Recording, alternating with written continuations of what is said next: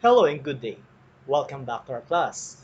This is teacher Onin and our topic for today is solving problems involving polynomial functions through evaluation.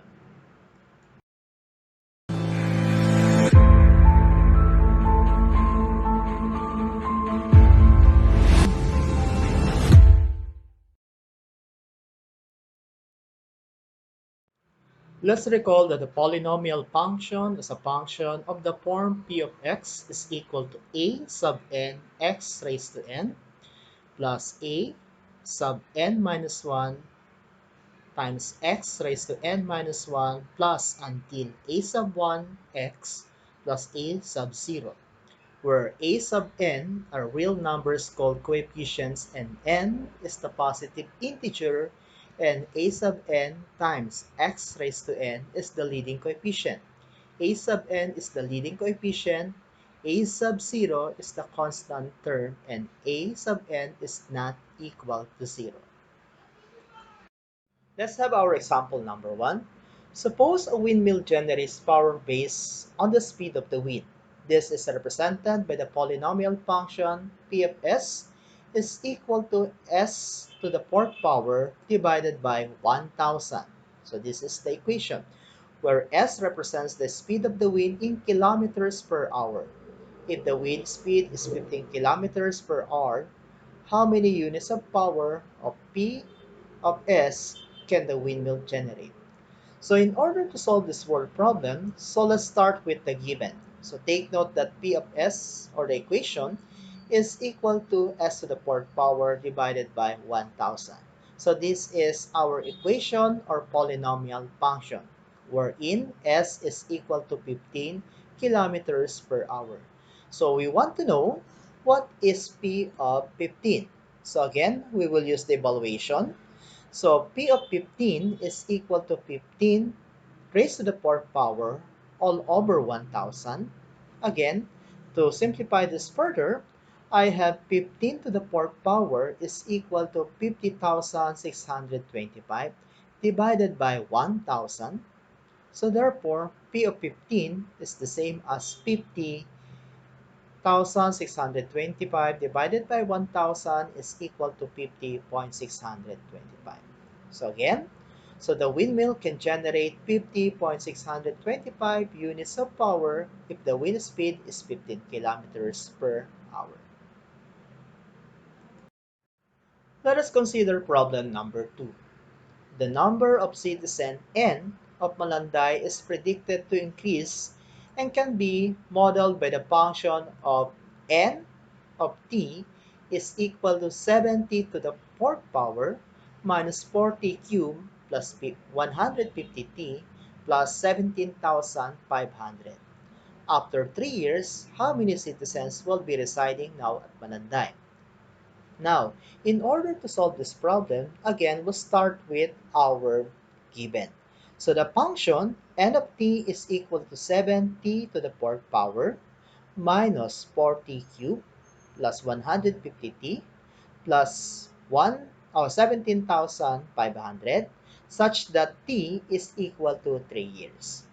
So, we want to know what is n of 3. So again, using the evaluation or substitution, substitute the value of 2 or of t, which is equal to 3. So again, so n of 3 is equal to 7 times 3 to the fourth power minus 4 times 3 cubed plus 150 times 3 plus 17,500.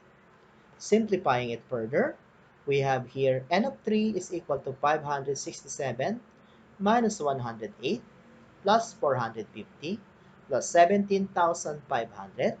So therefore, n of 3 is equal to 18,409. So therefore, we can say that there will be 18,409 citizens residing at Malanday after 3 years. Let's move on to problem number 3. A drugstore that sells a certain brand of vitamin C tablets predicts that their profit P can be modeled by the polynomial function P of A is equal to negative 50A cubed plus 2,400A squared minus 2,000. where the amount of spent on advertising in thousands of pesos. What is the profit if A is equal to 16? So, in order to solve this word problem, let's analyze first. So, we will start from our given. So, take note that P of A is equal to negative 50A cubed plus 2,400A squared minus 2,000 such that A is equal to 16. Notice that A is the amount spent on advertising in thousands of pesos. So, let's move on. So we have P of 16 is the unknown. So we will substitute the value of 16 to the equation. So we have here negative 50 times 16 cubed plus 2,400 times 16 squared minus 2,000. So simplifying it further, so we have negative 50 times 4,096 plus 2,400 times 256 minus 2,000. So P of 16 is equal to 407,600. So therefore, we can say that the profit is 407,600 pesos. Let's try problem number 4. Suppose that the number of hexagon h inside a honeycomb is given by the polynomial function h of y is equal to 3y squared minus y plus 1, where y is the number of layers inside the honeycomb. If there are 7 layers inside the honeycomb, how many hexagons are present?